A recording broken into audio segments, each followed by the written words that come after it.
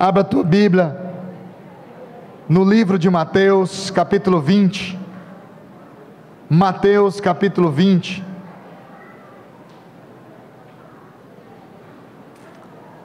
Mateus, capítulo 20. Se você encontrou, diga glória a Deus. Se você encontrou, diga eu encontrei. Se você não encontrou, diga sou perseverante, vou achar, vou encontrar. Mateus capítulo 20, versículo 29, amém?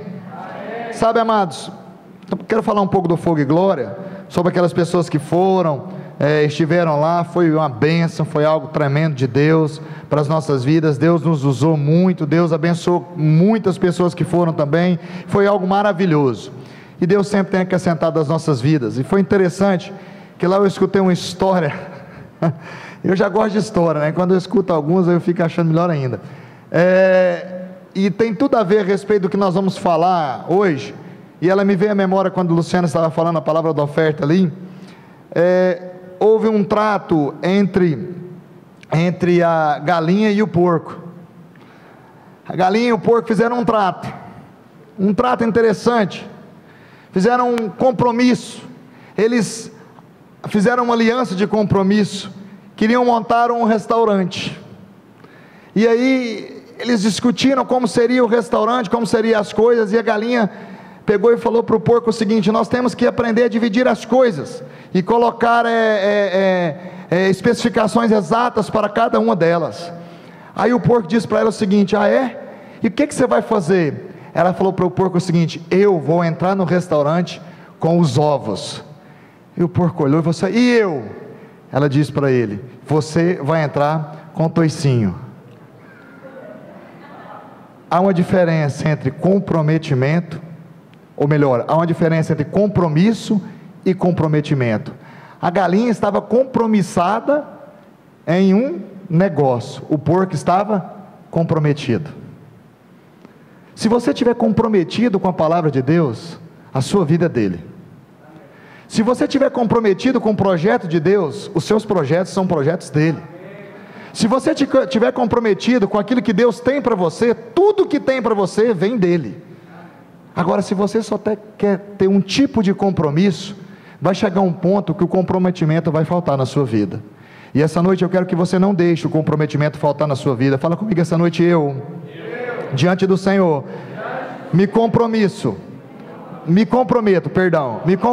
você não vai se compromissar, eu vou me compromissar, me comprometo verdadeiramente em dar a minha vida pelo Evangelho.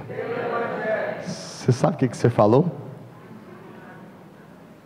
Espero que você saiba, porque a palavra de Deus diz lá em Mateus 20, capítulo 20, versículo 29, o seguinte: saindo eles de Jericó, uma grande multidão acompanhava, e eis que 2 cegos assentados à beira do caminho, tendo ouvido que Jesus passava, clamaram: Senhor, filho de Davi, tem compaixão de nós. Mas a multidão os repreendia para que se calassem. Eles, porém, gritavam cada vez mais: Senhor, filho de Davi, tem misericórdia de nós. Então, parando Jesus, chamou-os e perguntou: que queres que eu te faça? Responderam: Senhor, que se nos abram os nossos olhos. Quando ouvido Jesus, tocou-lhe os olhos, e imediatamente recuperaram a vista, e foram o seguindo.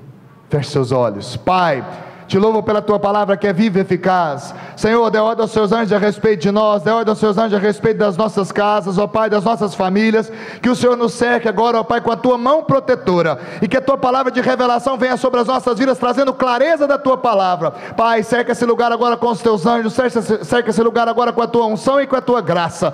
Pai, que nada saia daqui hoje sem ser, ó Pai, debaixo da tua preciosa vontade, e que possamos entender o teu propósito para as nossas vidas, em nome de Jesus, amém. Amém? Então diga para o irmão que está do teu lado: amém. Amém. Espero que você tenha muito toicinho. Sempre que Jesus estava em uma viagem para algum lugar específico, a multidão acompanhava Jesus. Havia uma multidão que acompanhava Jesus para todos os lugares. Jesus tinha uma multidão que ia com ele. Por onde Jesus passava, ele arrastava pessoas.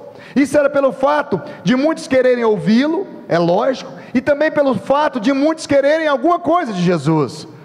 Isso é interesse? É, interesse, mas é normal. Muitos procuram o Senhor por alguma coisa, querem alguma coisa em troca. Muitas pessoas foram agraciadas por Jesus por isso, porque procuraram o Senhor. Esses tiveram que sua vida mudada pelo simples fato de encontrarem o Todo-Poderoso. Quando encontramos o Todo-Poderoso nas nossas vidas, a nossa vida é mudada, é impactada pela presença dele. Não há como fugirmos disso. Cristo veio mudar a nossa vida. Cristo veio mudar a minha realidade, a sua realidade, a realidade da humanidade.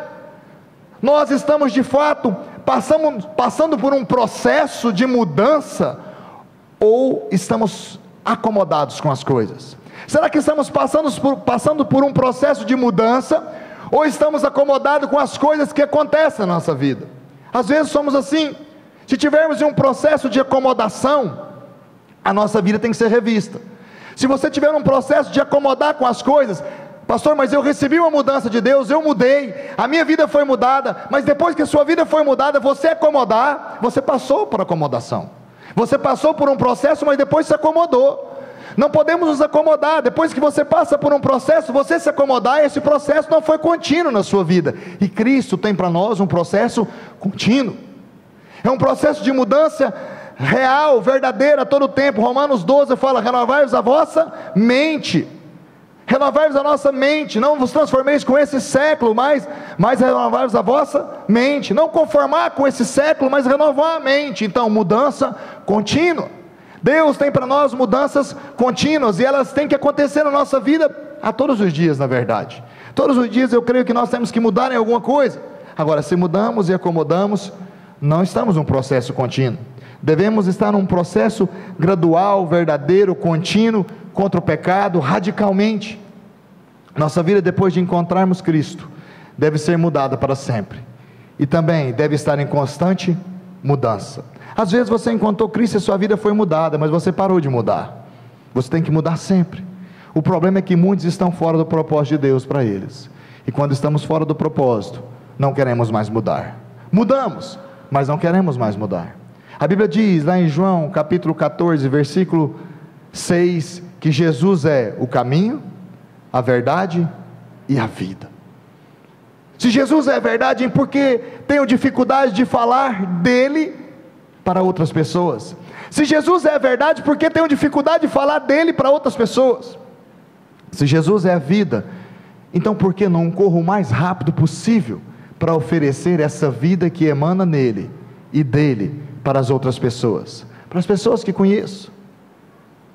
Sabe por que isso não ocorre ainda constantemente nas nossas vidas? Porque muitas das vezes estamos fora do caminho, não estamos no caminho. Diga comigo essa noite: se eu não estou no caminho, eu estou fora dele. Quando não estamos em Cristo, estamos fora do caminho. Jesus não pode andar caminhando com uma pessoa que não está no caminho. Jesus não vai caminhar com a pessoa que não está no caminho, não tem como. Então, quem não está no caminho está fora dele. Essas pessoas que não estão no caminho, estão à beira do caminho. Pessoas que não estão no caminho, elas estão à beira do caminho. Essas pessoas que estão à beira do caminho, ela tem no mínimo duas hipóteses por estar à beira do caminho. A primeira delas, está na beira do caminho porque nunca soube qual é o caminho, por isso estão à beira. E a segunda hipótese, essa pessoa que está à beira do caminho, é pelo fato que um dia ela esteve no caminho, mas se desviou dele e ficou à beira do caminho. A beira do caminho fala a respeito disso, de duas hipóteses: quando alguém nunca sabe qual é o caminho, e o outro que soube um dia qual é o caminho, mas se desviou dele. Então, essa noite eu quero falar com você a respeito dos perigos da beira do caminho. 5 pontos que eu quero abordar com você essa noite, porque a beira do caminho é muito perigoso para nós. Só quem está no caminho pode oferecer a verdade, só quem está no caminho pode oferecer a vida aos seus conhecidos, às suas pessoas, aquele ciclo de pessoas que convivem com você. Sem estar no caminho, não terei como passar, não terei como passar Jesus, não terei como ensinar qual é o caminho verdadeiro. Só posso ensinar se estou no caminho. Se não estou no caminho, não tem como eu ensinar, porque eu só vou passar o que eu tenho. Ninguém passa o que não tem. Até hoje eu nunca vi alguém passar o que tem. Se você só pode passar o que você tem, nunca vi ninguém passar o que não tem. Não tem jeito de você passar o que não tem. Você pode até falar, mas um dia vai acontecer e você vai perceber que você não tem. E você tem, sabe o que? Cristo. Você pode passar Cristo. E eu quero falar com você a respeito disso essa noite. Amém? Agora abra a tua Bíblia no livro de Salmos 140, versículo 5. Vamos ler junto. Eu vou abrir junto com você. Livro de Salmos 140, versículo 5. Salmo 140, versículo 5 diz o seguinte: se você encontrou primeiro do que eu, muito bem, você espera eu encontrar. Salmo 140, versículo 5 diz o seguinte: os soberbos ocultam armadilhas e cordas contra mim, estenderam uma rede à beira, e armaram ciladas contra mim. A beira do caminho fala que é um lugar de ciladas. A beira do caminho fala que é um lugar de ciladas. Quem se encontra à beira do caminho está próximo de cair em uma cilada. Está muito próximo de cair em uma cilada. Quem está à beira do caminho está próximo a ser laçado, a cair em uma cilada. Isso acontece literalmente para quem está à beira do caminho. Satanás não quer brincar com você. Ele deseja te matar, te anular completamente, roubar, matar e destruir. Foi o versículo que o Luciano diz lá em João 10:10. O diabo vem para roubar, matar e destruir. Se alguém te falar que o diabo vem para outra coisa, você pode falar para ele: você está enganado. Ele vem para roubar, ele vem para matar e ele vem para destruir. Mas tudo bem, essas três coisas vão englobar tudo que é de ruim, de pior para a sua vida. Mas ele vem para roubar, matar e destruir. Então Satanás quer anular a sua vida, ele quer anular os propósitos de Deus, ele quer anular a vontade de Deus, ele quer anular tudo que o Senhor tem para você. Por isso ele arma ciladas à beira do caminho. Por isso ele arma ciladas à beira do caminho. Satanás não quer brincar com você. A Bíblia fala que o diabo está como o quê? Como um leão ao nosso derredor, pronto para nos tragar, para anular as nossas vidas, para nos devorar. Ele deseja armar ciladas contra as nossas vidas. O Senhor falou no livro de Deuteronômio, no livro de Levítico, no livro de Números, várias vezes para o povo dele: olha, não entra no meio de outros povos. Se vocês entrarem, isso vão ser como laço, como cilada, como dificuldade para a vida de vocês. Todos serão, eles amarrarão vocês, eles prenderão vocês em idolatrias, ocultismos, feitiçarias, e levarão vocês longe da minha presença. E não há outro Deus senão a mim. Então não entre, não barganhem isso, não barganhem a minha aliança.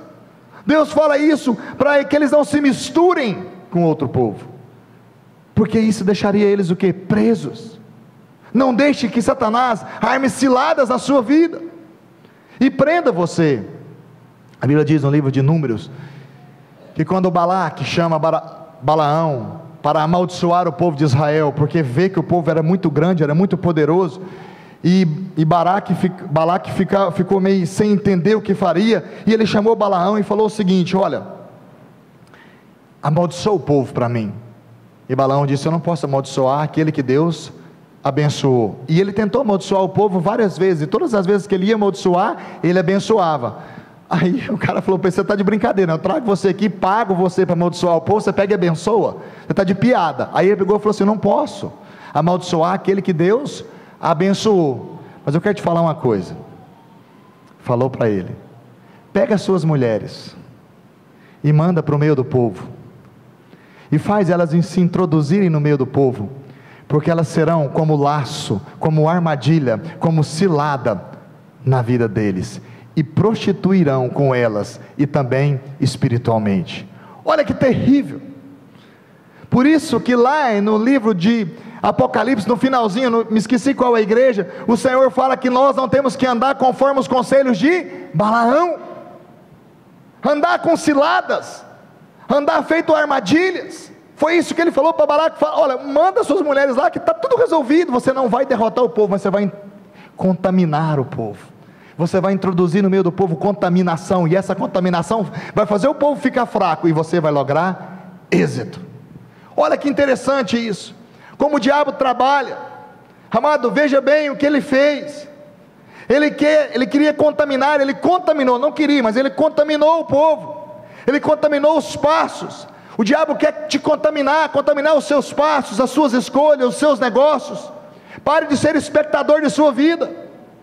Às vezes nós somos espectadores das nossas vidas, sabemos o que está acontecendo, sabemos o que está se envolvendo, sabemos o que passa ao nosso redor, mas somos espectadores.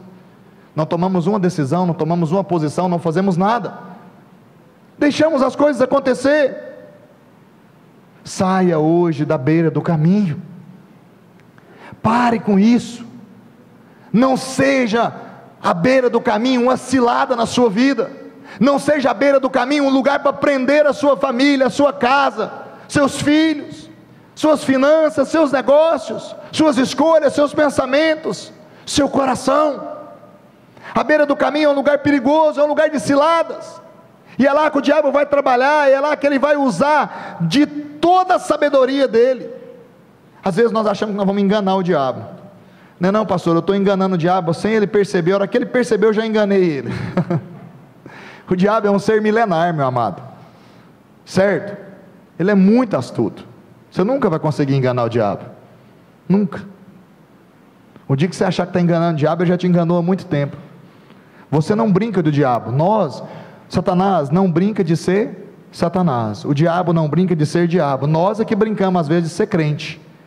Ele não brinca, ele sabe o futuro dele, e sabe que lhe resta pouco tempo, e quanto mais pessoas ele trazer para perto dele, mais ele vai lograr êxito no seu objetivo, que é fazer o ser humano se afastar do seu Criador. Quando o diabo te viu pela primeira vez, ele te odiou completamente, porque você é tudo aquilo que ele quis ser um dia, a imagem e a semelhança de Deus.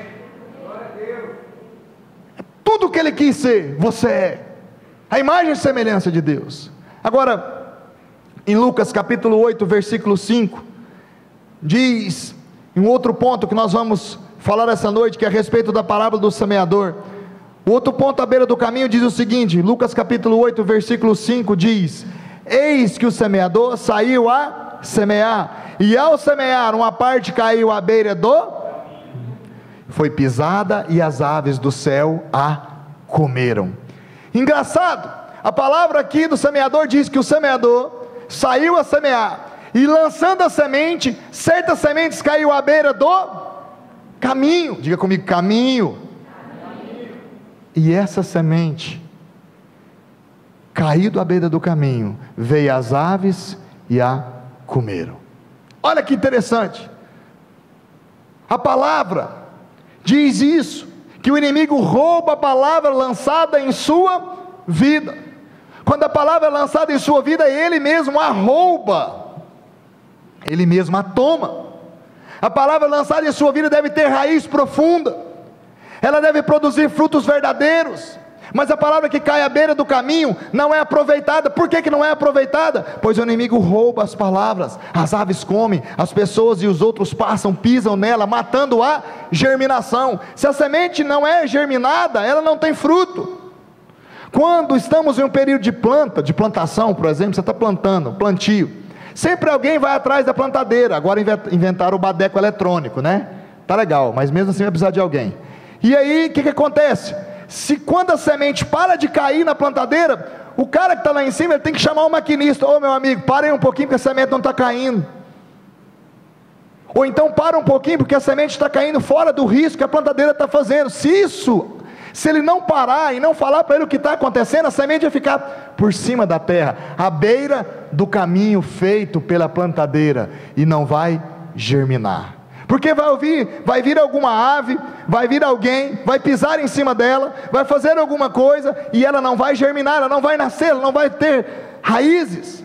A semente tem que cair certinha, ela deve ser coberta com a terra, para não ter nenhuma falha, porque se falhar, amado, vai ter prejuízo, a perca é certa.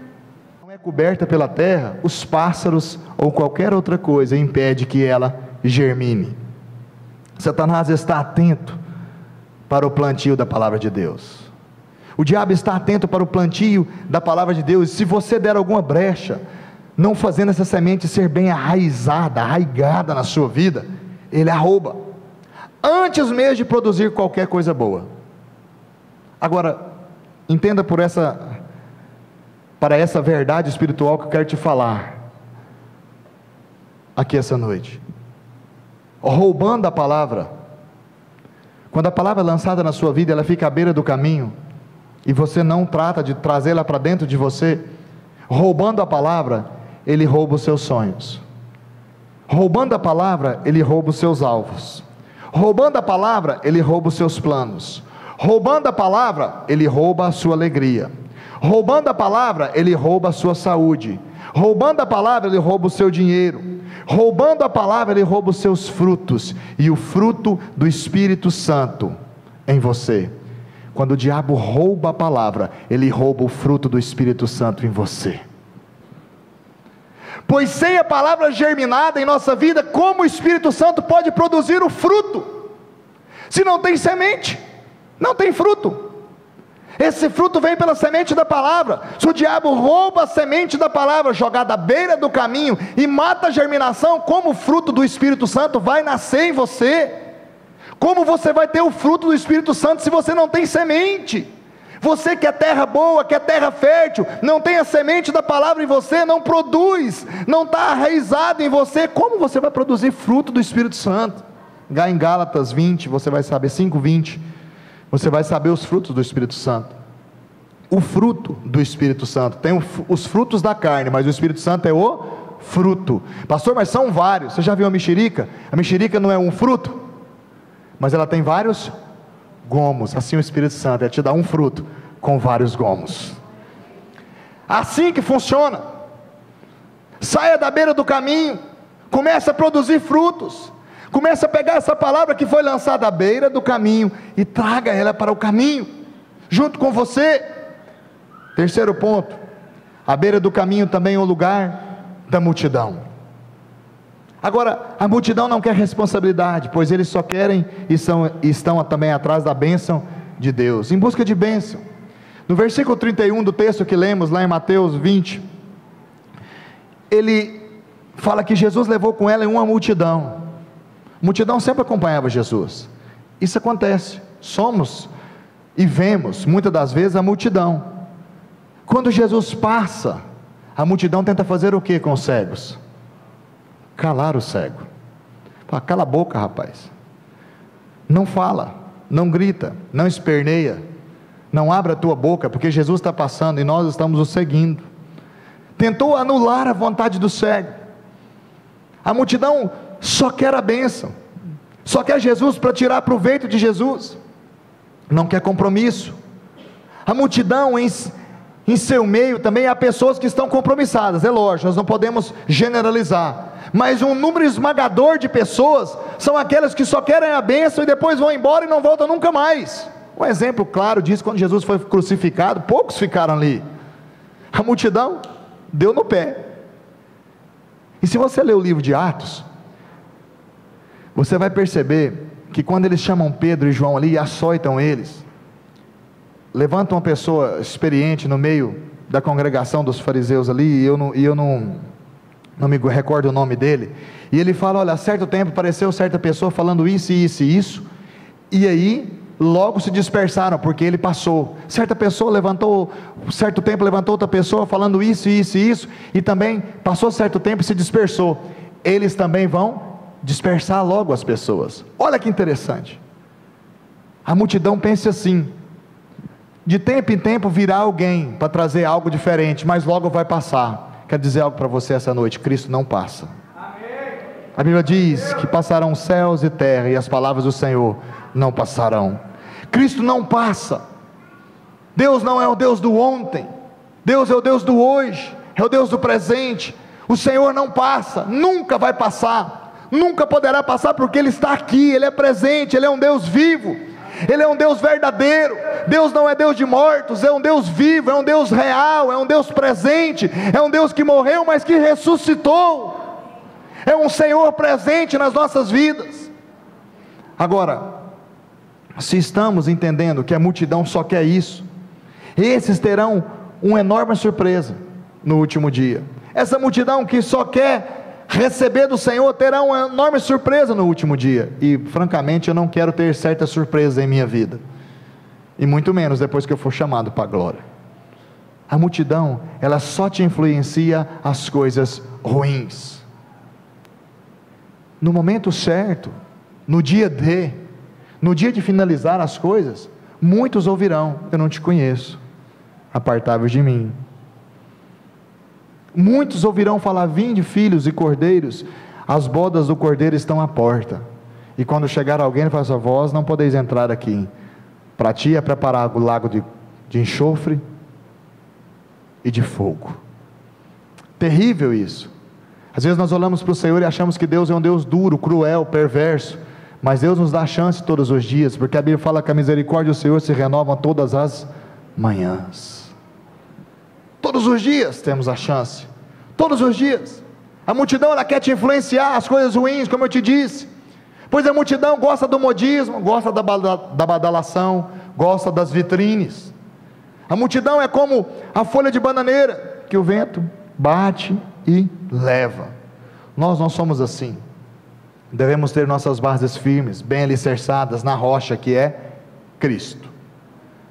Você não anda por meio à multidão. Você pode até estar no meio da multidão, mas não anda por meio dela.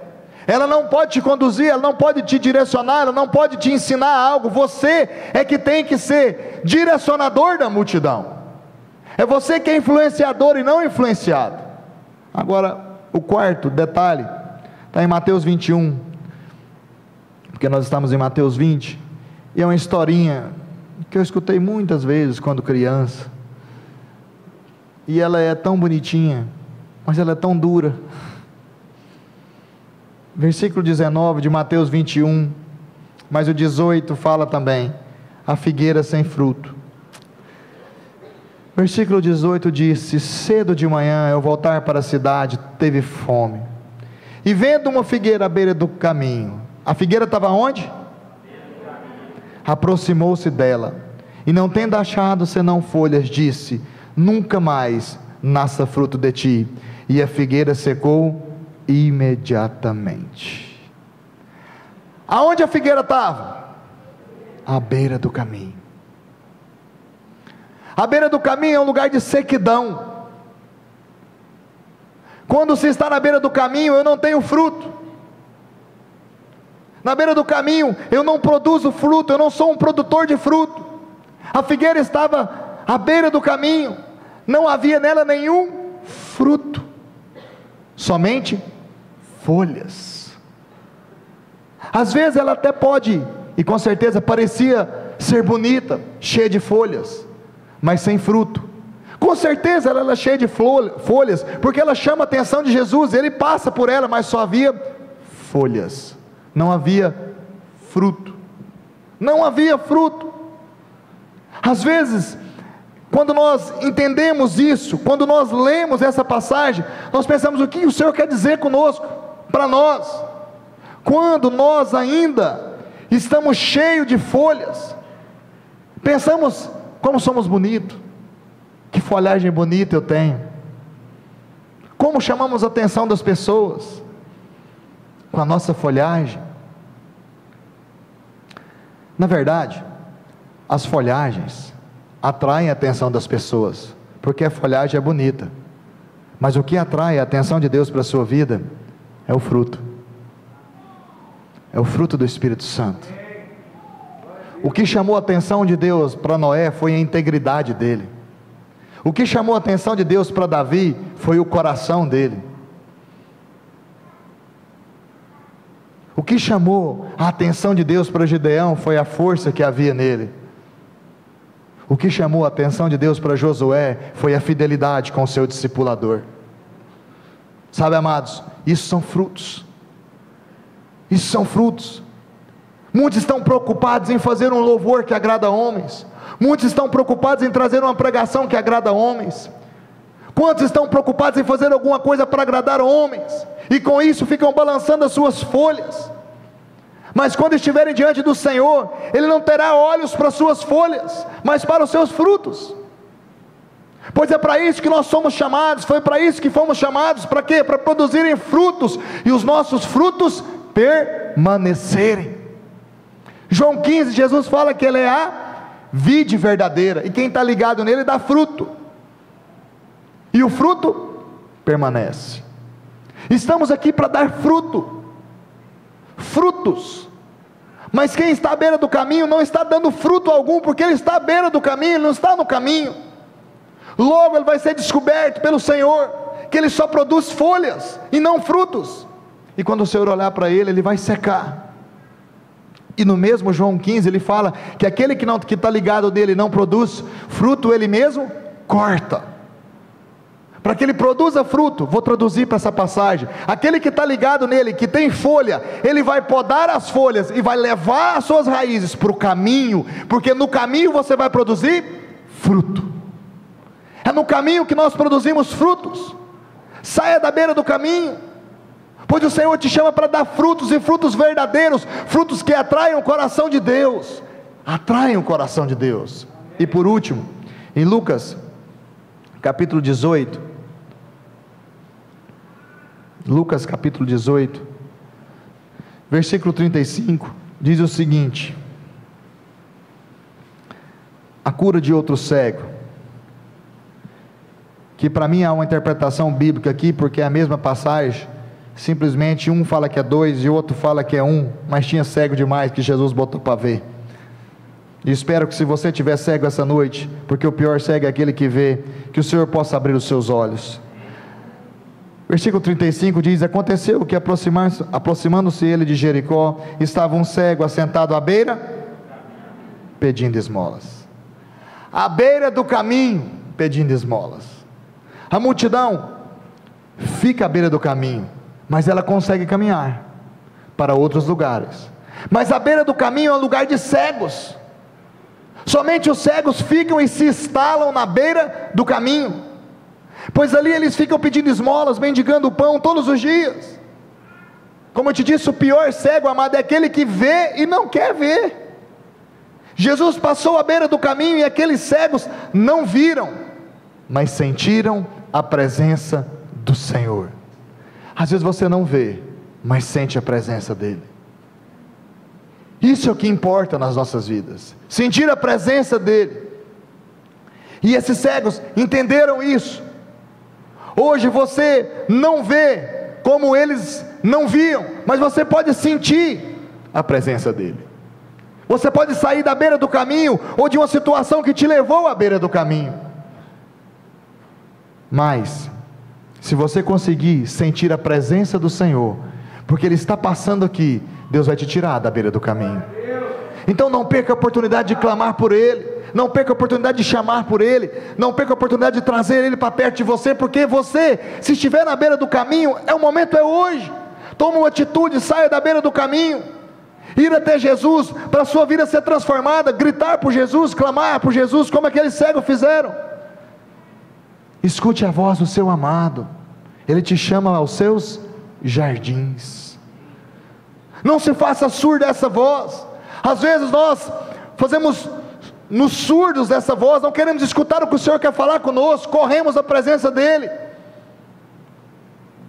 Mas pode escutar essa voz, e quando você escutar essa voz, a sua visão vai voltar. Você vai começar a ver, você vai começar a ouvir em linha com o trono de Deus, porque o Senhor tem isso para nós. A beira do caminho é um lugar de cego, e você não é cego.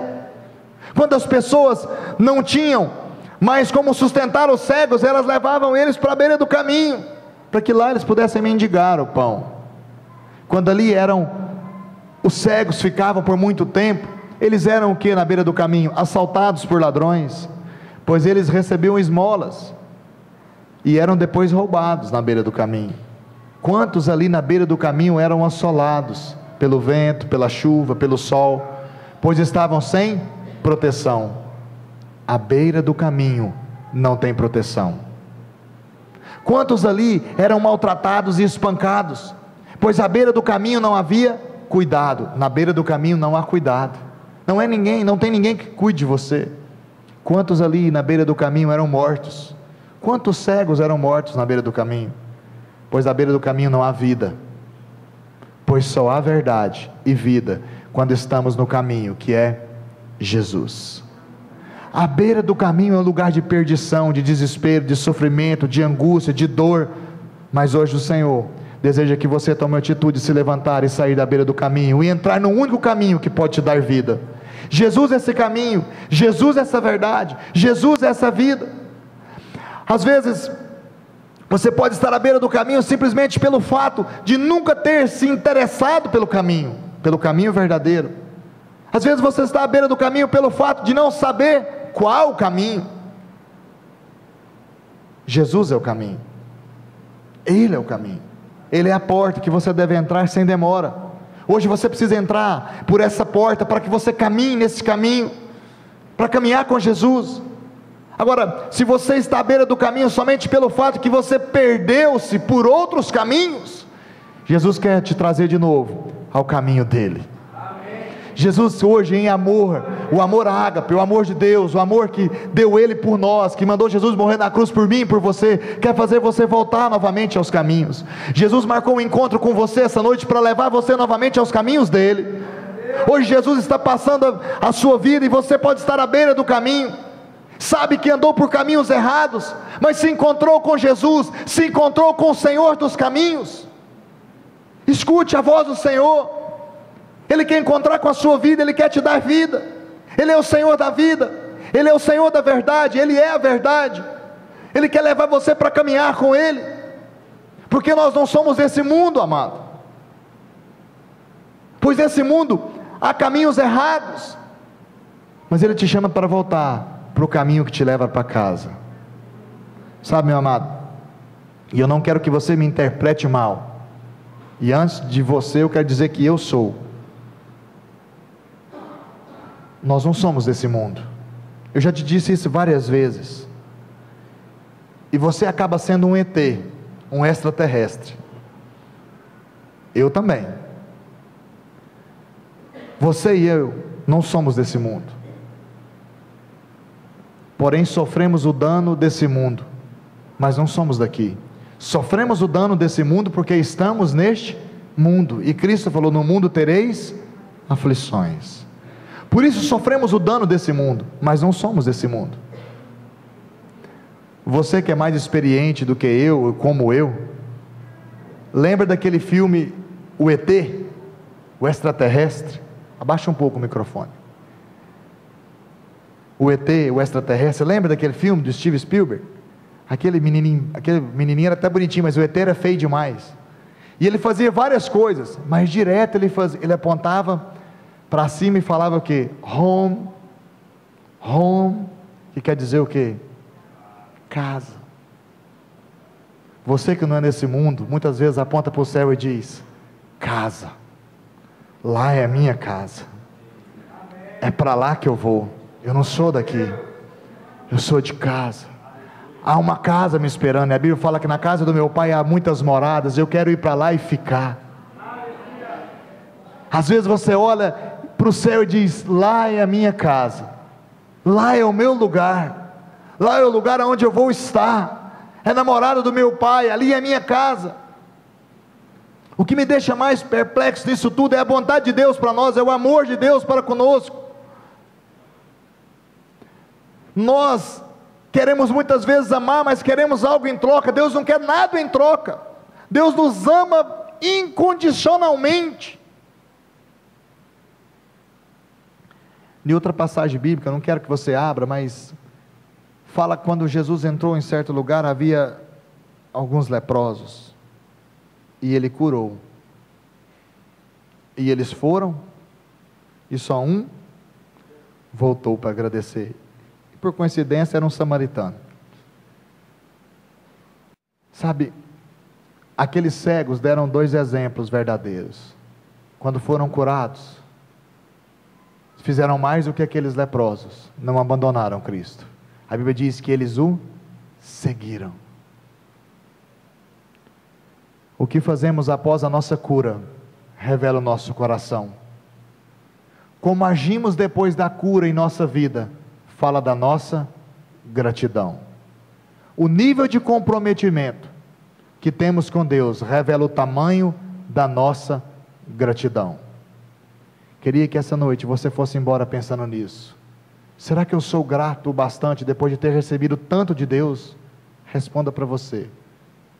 Mas não responda somente com palavras, pois Deus espera de nós atitudes para mudar a nossa geração. O tamanho da gratidão que eu tenho com Deus revela-se no meu comprometimento que eu tenho com Ele. Se tenho um comprometimento com Deus, sou grato. Se não tenho um comprometimento com Deus, será que sou grato? Aqueles 2 cegos ensinaram aqueles leprosos como se fazem. Depois de enxergarem, caminharam com Cristo até o final.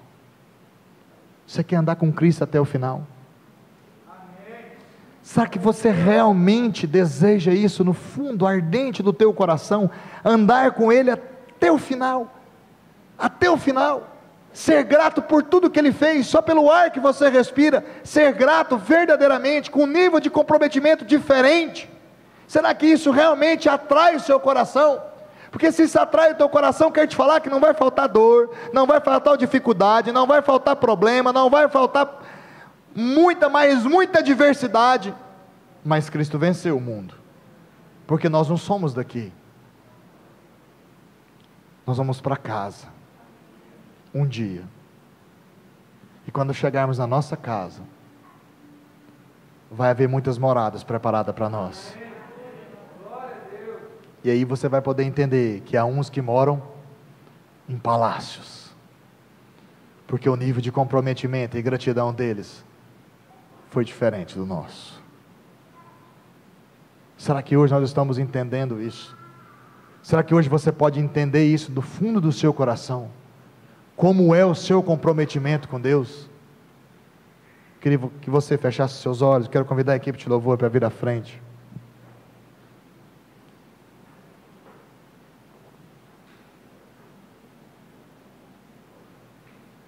Sabe qual é o único sentimento do ser humano que pode se aproximar do sentimento de Deus?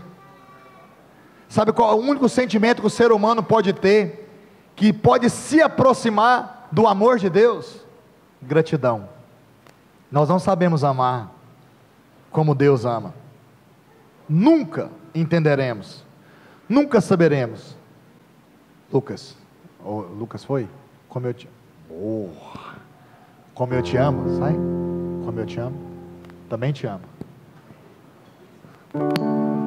O nosso nível de comprometimento, a nossa gratidão é aquilo que mais se aproxima do amor de Deus. O amor de Deus é enorme, mas quando nós somos gratos a Ele, nós nos aproximamos desse amor.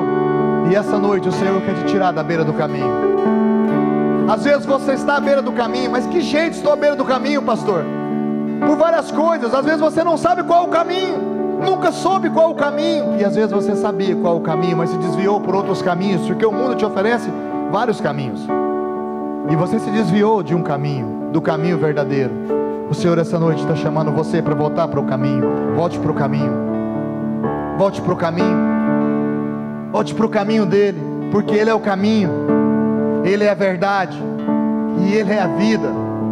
E lá em João capítulo 14, versículo 6 diz, que ninguém verá o Pai, se não for por Ele. Sabe por quê? Porque quando você aponta para o céu e diz casa, a chave da casa está nas mãos de Cristo. E a Bíblia diz em Apocalipse que Ele é o Senhor, a raiz de Davi, o dono de todas as chaves, todas as moradas do céu. O Senhor tem a chave dela, e Ele quer que você se encontre com Ele no caminho, para poder ir para o céu com Ele.